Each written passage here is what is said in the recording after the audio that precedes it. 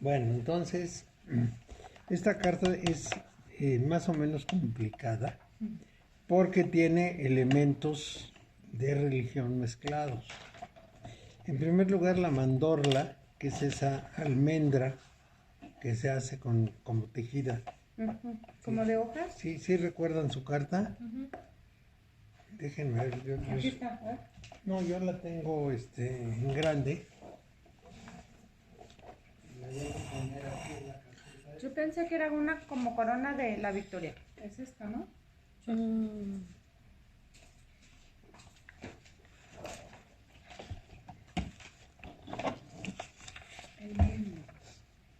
Ah, no, pero es en dos colores. Hace 2 días me di cuenta que tenía 4 años de no cambiar aceite. No, ¿en Yo serio? corrí a cambiar aceite. ¿De tu coche? Sí, ¿En serio, Mario? y lo uso mucho. ¿Estás Yo, que... yo como que roncaba. Y entonces le prendí una cita roja y entonces vi que estaba lleno y dije, pues ¿qué será? ¿Cuándo cambié aceite? Ah, cuando hicieron el ajuste de motor me pusieron aceite nuevo. Hace 4 años. Sí. Antes no tronó. Antes no tronó.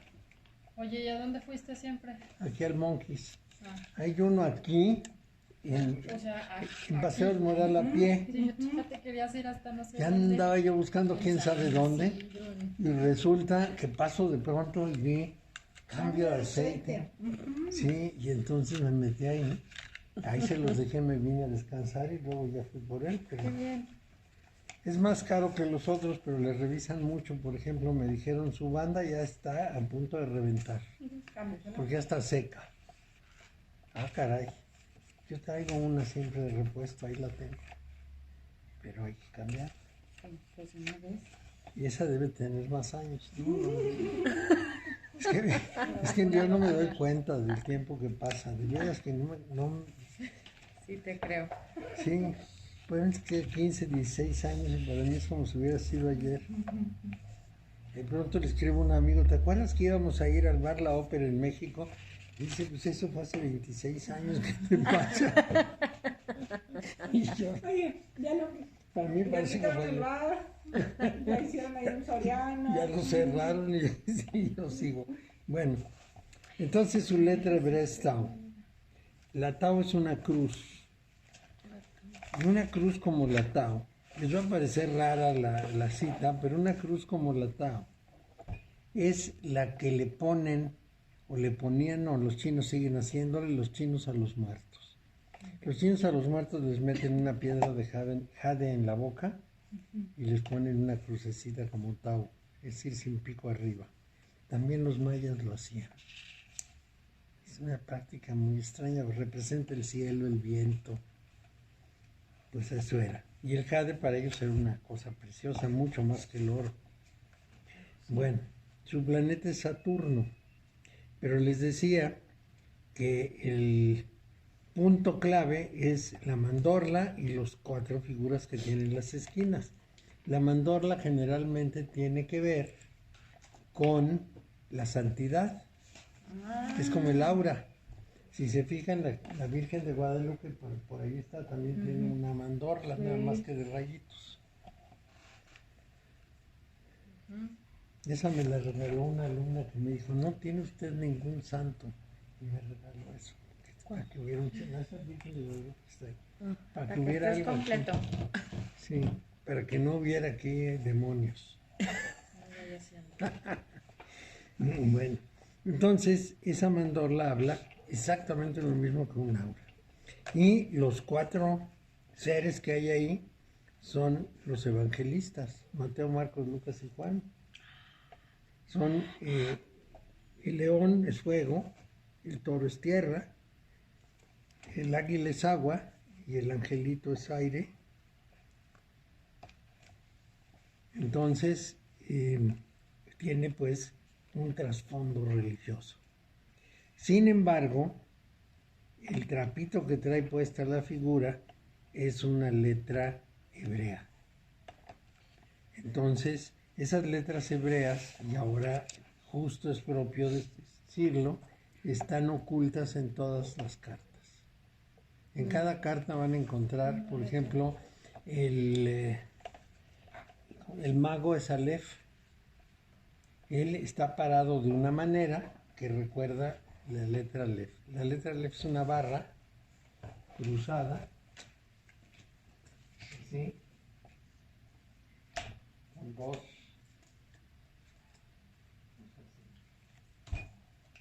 Entonces nos recuerda la Aleph y uno tiene que descubrir la letra, se supone, si es que conoce las letras hebreas.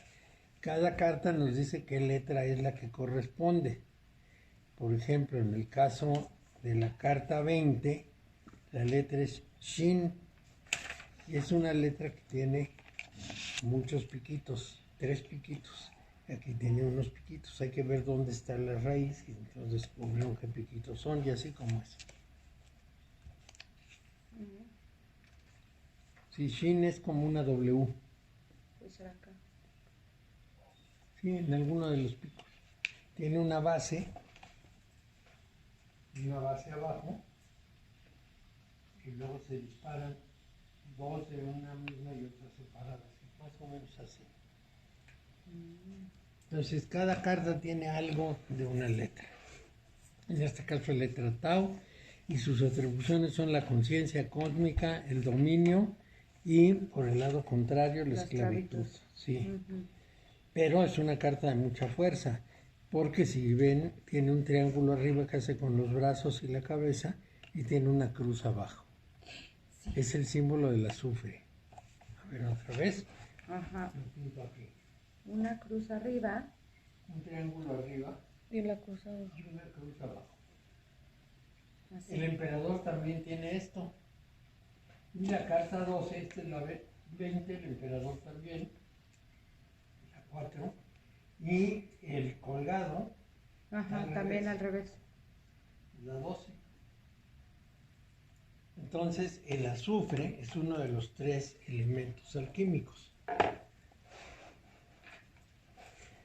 Ahí la alquimia tiene mucho que ver. Bueno, Okay. Le llaman grande de la noche del tiempo. Este asunto del tiempo se maneja muy abundantemente en los textos religiosos.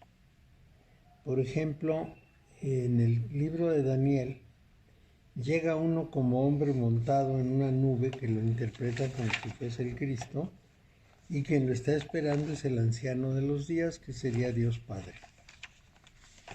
Estas citas del tiempo son muy importantes. Te habla de la eternidad, en el caso del cielo. Entonces, este es el grande de la noche del tiempo. El sendero 30 es la inteligencia administrativa. Y es llamado así porque dirige y asocia los movimientos de los 7 planetas, dirigiéndolos a todos ellos en sus cursos apropiados. Quiere decir, es la persona que domina su zodíaco. O sea, independientemente de la carta astral, ha trabajado lo suficiente para que ninguno de los aspectos negativos le afecte. Manejará todos los aspectos, los positivos, los negativos y todos los demás, porque trabajará con todos los planetas.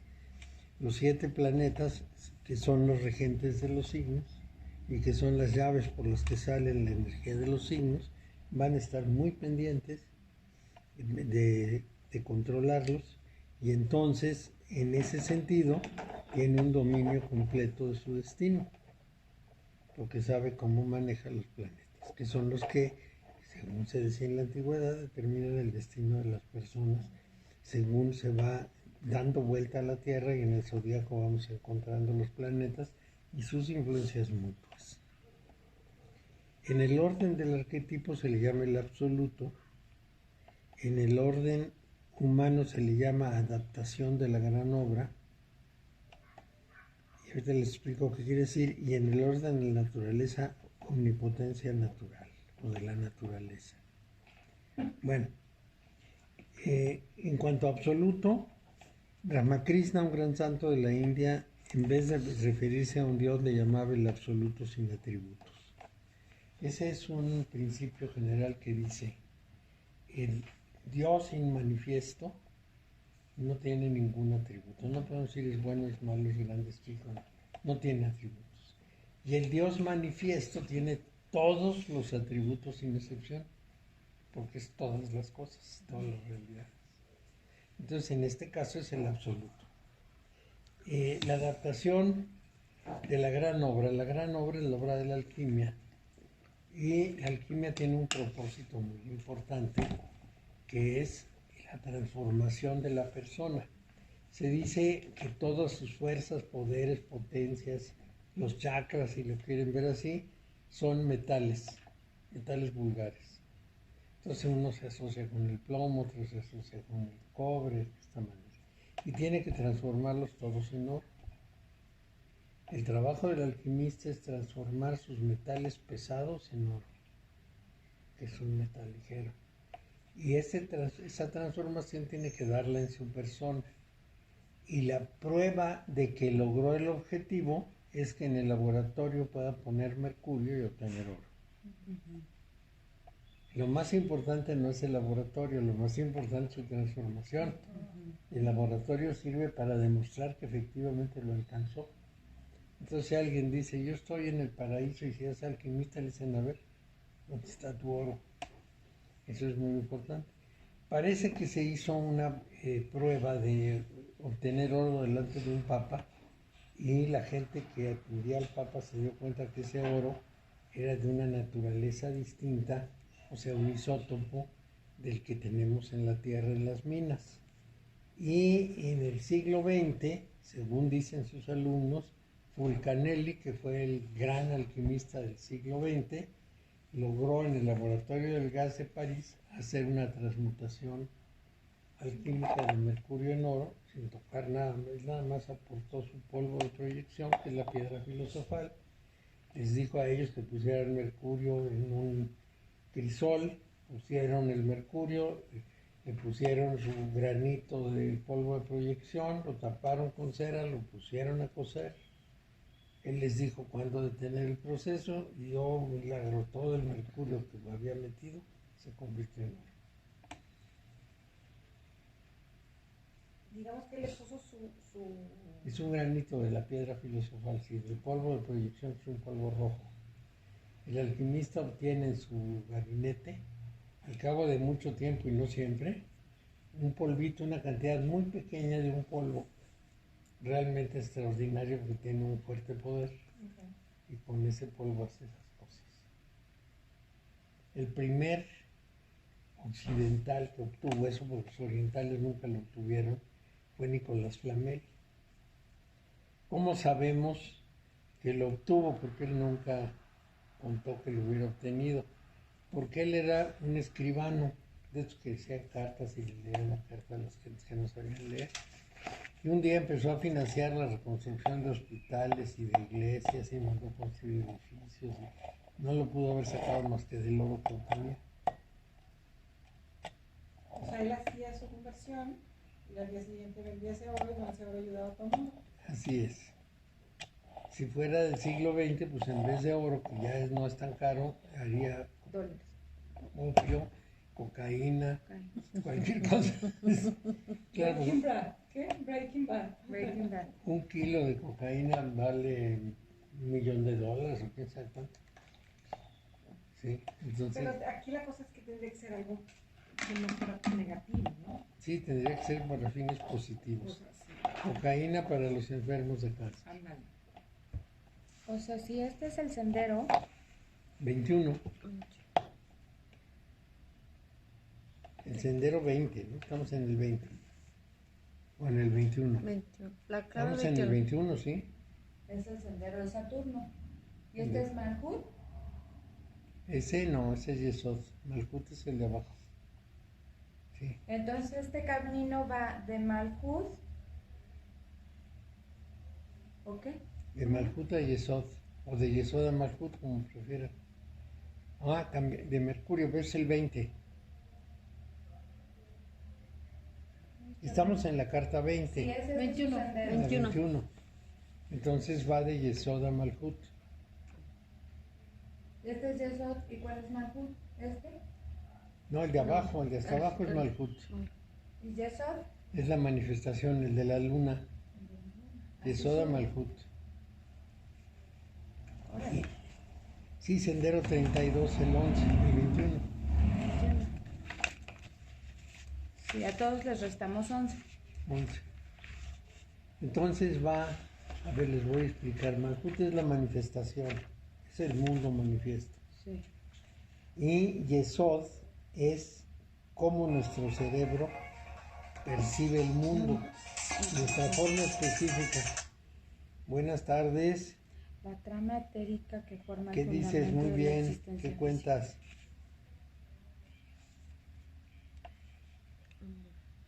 Bueno, Pero entonces sube. está bien. Por eso me dice, bueno, Muy bien, pues nos vemos la que sigue. Sí, gracias por avisarme. Nos vemos, sí.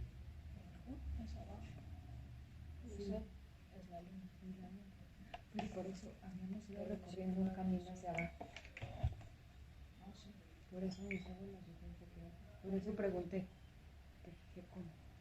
Entonces en este caso sube. Entonces, esa luna es cómo es que nuestro cerebro capta los impulsos electromagnéticos de los sentidos y los convierte en imágenes a su manera. Porque lo que vemos no es como lo vemos, es como lo ve el cerebro. Entonces, sí, que no lo veamos igual. no, esa es justamente la formación del mundo. Pero a ver, Mario, íbamos bajando, ¿no? Sí, Y en este caso, por eso te ahí vino la pregunta, sube, no baja. Si vamos bajando, vamos bajando. vamos bajando. Pero puedes usarlo de subida también. Es decir, si tú Ah, ok, estás... entonces no es que esté marcado de arriba para abajo, de abajo para arriba, sencillamente es el sendero que los une. Vas o vienes, sí. Entonces, cuando subes de Malhut hacia la unidad, tienes que comprender que tu mente te engaña, que los sentidos te engañan, y entonces desarmar toda esa ficción. Ese es el propósito del ascenso. Es un trabajo muy grande, porque es ir desmintiendo lo que uno cree que es muy real y que siempre pensó que era muy real. Es el camino que nos dicen en general las religiones, de comprender que este mundo es ilusorio, que es un invento de nuestra mente. Bueno, ya no solo lo dicen las religiones, ahora lo dicen los neurólogos. Entonces esta carta puede ser una carta que a lo mejor es un aviso de poner atención a que no esté uno en lo puro subjetivo y en lo puro queriendo pensar lo que... Y creyendo que la manifestación es muy real, cuando la realidad que se oculta atrás son una serie de poderes y relaciones muy profundas que están operando continuamente y de las cuales casi no hacemos conciencia. Esto es importante porque ahora ¿qué diríamos? No solo las viejas religiones, sino que también la física, por ejemplo, nos está diciendo que hay muchos planos, que de esos planos no tenemos la menor conciencia y creemos que somos los únicos y que es la única realidad y que no es cierto. La realidad es múltiple. Y esa realidad múltiple, en donde pudiera haber seres de todo tipo en unos planos que nosotros no comprendemos y no vemos, es justamente lo que nos reforzaría la idea de que el mundo es ilusorio. Nosotros tenemos la ilusión de que esta es la realidad, cuando la realidad es mucho más rica, tiene muchas formas de manifestación. Claro.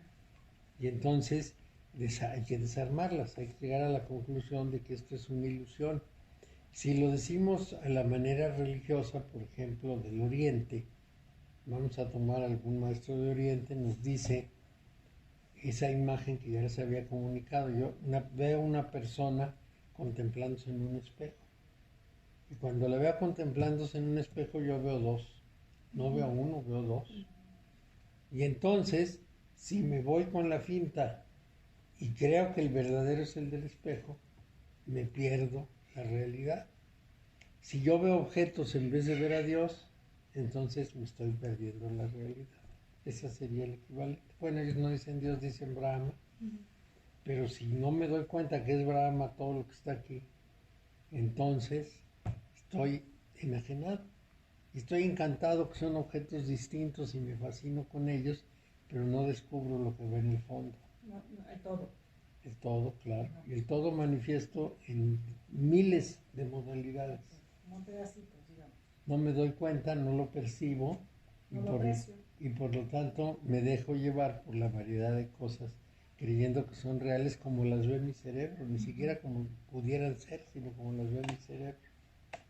Y esta visión de nuestro cerebro actual, ¿en qué momento como que se hizo chiquita y ve nada más como los pedacitos? Porque ¿en qué momento la veíamos toda? Mira, en la Edad Media probablemente el sujeto más o menos consciente de la Edad Media veía un mundo más subjetivo, menos, menos de la ciencia, pero era un mundo que se sentía integrado porque Dios estaba en todas partes. Es más, Dios estaba en la tierra para esta gente, para los campesinos, los paganos que les decían, paganos campesinos. Entonces, para ellos, Dios estaba en todo, en la naturaleza, en los árboles, en el río, en todas partes, y lo celebraban continuamente. Sin embargo, la iglesia los persiguió mucho porque eso era un paganismo horrible y mandó al cielo a Dios. El ser humano se quedó enajenado de la presencia divina y empezó a ver ya en el tiempo de la Ilustración que todo eran objetos y que las medidas de los objetos y el peso de los objetos y las relaciones objetales, y nos fuimos perdiendo con la idea de que la razón iba a resolver la vida del hombre y le iba a dar una vida mucho más profunda y mucho más lograda, y lo único que logramos fue enredarnos. No solo separarnos de esa realidad profunda, sino además perdernos en los vericuetos de la razón. ¿En qué situación está la filosofía actual? Pues están peleándose los realistas con los simbolistas. Y la filosofía se divide en dos ahora. Si afirmas algo, tienes que demostrarlo absolutamente sin ninguna duda de error.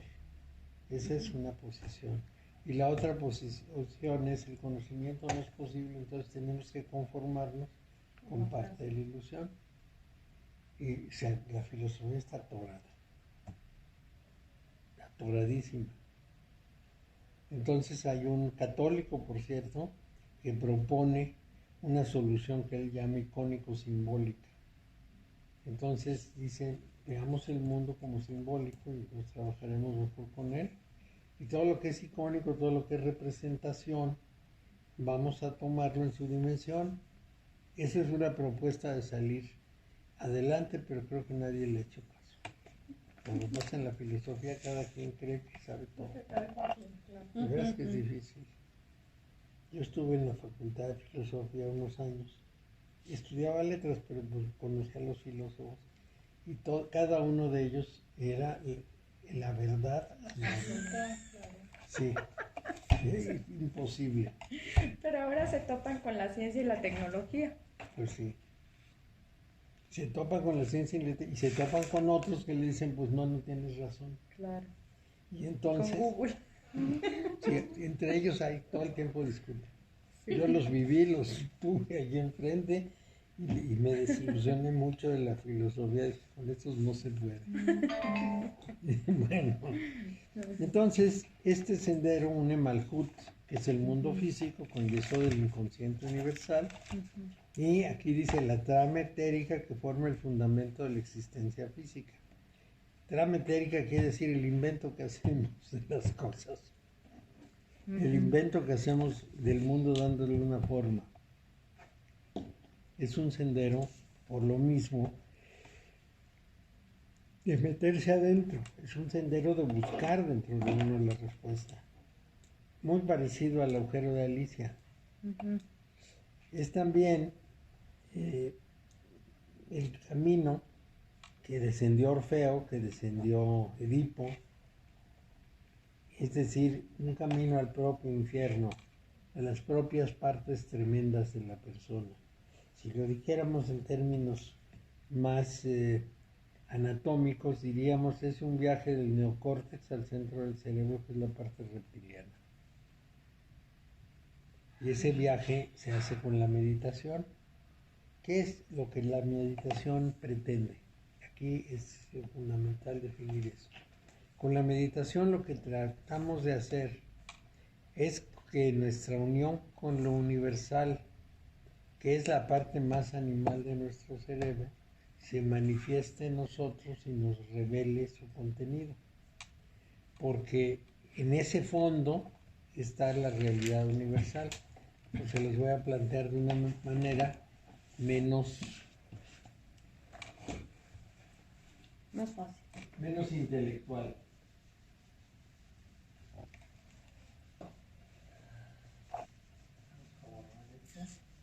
¿Qué dijo que era la trama etérica? ¿Cómo? Aquí Pero está. el invento que hacemos nosotros también. Nosotros tenemos 3 memorias.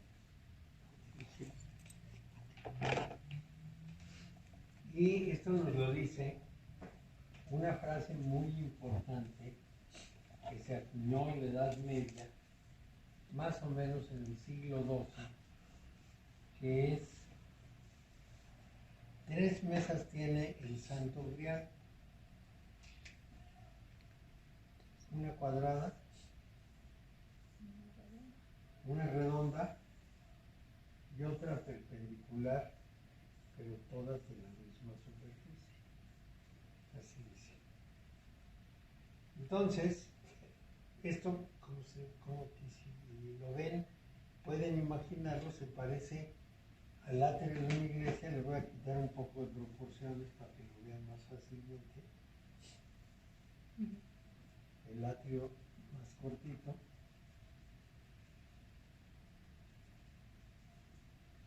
Este es el atrio. Este es el cuerpo de la iglesia y este es el ábside, este es donde está el altar. Muy bien. Entonces es uno cuadrado, uno perpendicular y uno redondo. Aquí, en esta parte, se ubica lo que pudiéramos llamar la memoria personal. Aquí se come un pedacito de esto. La memoria personal va ligada a la percepción. Y al pensamiento.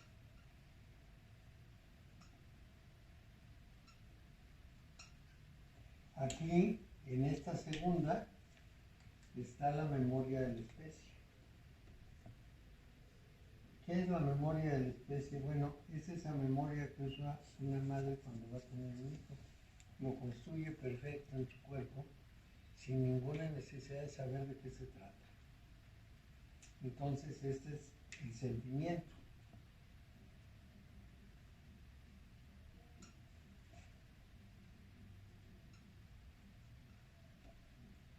Y esta otra es la memoria cósmica. Todos los átomos de mi cuerpo saben exactamente cómo se debe proceder. No hay ningún átomo mío que haga otra cosa. Todos van en orden. Entonces, esta memoria se asocia con la intuición. Estas son las mesas del Grial. Intuición. ¿Y qué diría Carl Jung? Cuando yo haga del mismo nivel de importancia estas 3 cosas, voy a ser el hombre individual. No debe predominar en mí ni la intuición, ni el sentimiento, ni el pensamiento, ni la percepción. Tienen que estar equilibradas. Y cuando logro ese equilibrio, mis 3 memorias funcionan muy bien. Esta es la memoria del cosmos, esta es la memoria de la especie y esta es mi memoria personal. Entonces, en la meditación, yo voy a trabajar con las 3 memorias. En Lucas 17, Jesús les dice a unos que le preguntan de que cuándo llega el reino y todo esto, y les dice como Salinas: no se hagan bolas, el reino está dentro. Pero no dice no se hagan bolas, dice no se confundan, pero bueno, el reino está dentro. Entonces tienes que buscarlo en ti. El camino de la meditación es rascar Primero la parte de sentimientos. Bueno, primero la mente. Ese es el orden, primero el atrio. Una vez que se domina la mente, se trabaja con los sentimientos. Y una vez que logra uno apaciguar la mente, la percepción y los sentimientos, o sea, los sentidos, los pensamientos y los sentimientos, brota la memoria universal, que es la memoria cósmica, y entonces aparece lo que pudiéramos llamar la presencia divina, que ese es el objetivo de la meditación. Esa presencia divina tiene una característica sumamente importante. No se parece en nada a lo que nosotros pensamos y creemos, no solo de nosotros mismos y del mundo, sino además de Dios. Nosotros tenemos una idea de cómo es y qué debe ser, y esa idea no tiene más que la ilusión del ser humano. En cuanto a esto que está en el trasfondo empieza a revelarse, y es así como se dice, se le conoce por revelación. Entonces, cuando empieza a revelarse, nuestra manera de ver el mundo se trastorna mucho y quiere rechazarlo. No es esto, no puede ser esto, así no es. Entonces, antes uno tiene que haber trabajado su mente para que no ande rechazando cosas. Es decir, tiene que revisar cómo hizo su concepción del mundo, cómo armó su concepción de la vida para poder trabajar con ella y detenerla para que brote lo que brote como brote y trate de entenderlo sin oponerse. Porque si no, cada vez que está uno meditando y sale algo que parece raro, lo trituran los conceptos que tenemos y se acaba la posibilidad. Es decir, muy probablemente si yo tuviera a Dios enfrente no lo reconocería. No sabría que es Dios. Porque mi concepción es muy humana, es muy a mi manera. Y no sería yo capaz de captar eso. ¿Qué es lo que captó Moisés cuando vio a Dios? ¿Quién sabe? Pero desde luego le costó mucho trabajo porque le hizo muchas preguntas. ¿Y tú quién eres? ¿Y cómo te llamas? Y piensa tantas cosas. Sí. Entonces, en el proceso de meditación tiene que haber esa epifanía, esa presencia por revelación. Y esto es importantísimo. Bueno, entonces, en esa obra magna o la gran obra, la persona alcanza esos estados de interiorización. Y esos son los que convierten en oro todos los metales pesados de la persona, y los metales pesados son sus características. A veces se dice sus vicios, sus virtudes, bueno, los chakras, hay muchas formas que los mencionan. Pero lo importante es que eso, que está nada más así como nacimos, lo vamos trabajando y lo vamos convirtiendo en oro. Entonces, cuando eso está adecuado, cuando la morada está apropiada para recibir a Dios, Dios aparece. Si no está apropiada, no aparece. Claro. Si el medio no está adaptado para que aparezca una cosa de ese tamaño, pues no aparece. Estoy tomando notas y pongo, iba a poner otra cosa y de repente escribí, qué lindo. Qué lindo. Aparece, no aparece, qué lindo. Y lo lees después y dice aquí, ¿por qué puse? Esto es importantísimo de tener en cuenta, porque hay quien se sienta a meditar y está piensa y piensa en vez de meditar. Y hay quien en el momento en que la meditación le empieza a producir rarezas, se asusta y la abandona o dice que fue a un lugar oscuro, y no es cierto. Lo que pasa es que lo que debe producir la presencia de Dios generalmente es miedo, porque es tan potente. Dicen los judíos que un judío hace mucho tiempo le rogaba a Dios que apareciera ante él y le volvía a rogar total. Eran tantos los ruegos que Dios apareció y entonces se asustó muchísimo, se escondió debajo de la cama y le dijo, vete, no te puedo ver. Rilke, el poeta alemán, decía, todo ángel es horroroso porque es de una belleza que nosotros no podemos asimilar. Sí, ese poder pues, nos asusta. Nada más piensen en un rayo. Pues un rayo nos asusta, es un poder enorme. Es más, Si cae lejos, pero estamos lo suficientemente cerca para verlo, nos ciega. Entonces estas grandes fuerzas, en este caso son materiales, pero cuando son espirituales son igualmente fuertes. Entonces, Nada más, la frase es, cuando la morada está preparada, Dios aparece. sí, Dios tiene dónde llegar. Si no, no puede entrar a un lugar en donde no estén las cosas listas. Eso es muy importante. Cuando Jesús todo el tiempo dice prepárense, porque si llega el amo y no están preparados, no lo van a poder recibir y atender, etcétera, pues nos está hablando mucho de eso. Es necesario haber cambiado. Bueno, entonces es muy importante, porque puede ser como un infierno. Es el descenso de Perséfone o Proserpina al mundo de Plutón, el rey del Averno. Y ahí hay que recordar que ni para los griegos ni para los romanos había un infierno como el que nos contaron en la iglesia. Solamente era el mundo de los muertos.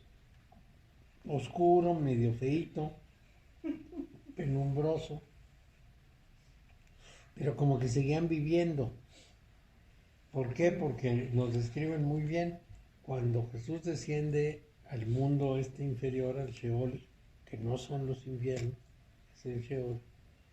Se encuentra ahí a todos conversando que ya viene, como que están en la oscuridad, pero diciéndose una vez, o sea, este Isaías, el profeta, y está Moisés, están diciendo, ya va a venir, porque quién sabe que ya lo crucificaron. Quiere decir que estaban como vivos, pero en ese mundo oprimido. Bueno, así lo concebían. Y hasta que muere Jesús, los saca a ellos de ese mundo. Lo que pasa es que al abrir las puertas entra con unos ángeles y rompe las puertas del infierno, y al entrar la luz como que los revive y todos salen. Bueno, así dicen que salieron los muertos, pero un evangelio, pero no, eso es una fantasía. Pero de todas maneras, de esa fantasía de aquella época, lo primero que dice es que Jesús entró en gloria como Cristo, y entonces amarró al diablo. El diablo estaba en el infierno por ahí dando vueltas, y entonces lo amarró y dijo, los próximos 1000 años, le dijo al jefe del infierno, lo tienes que tener aquí amarrado, no lo sueltes.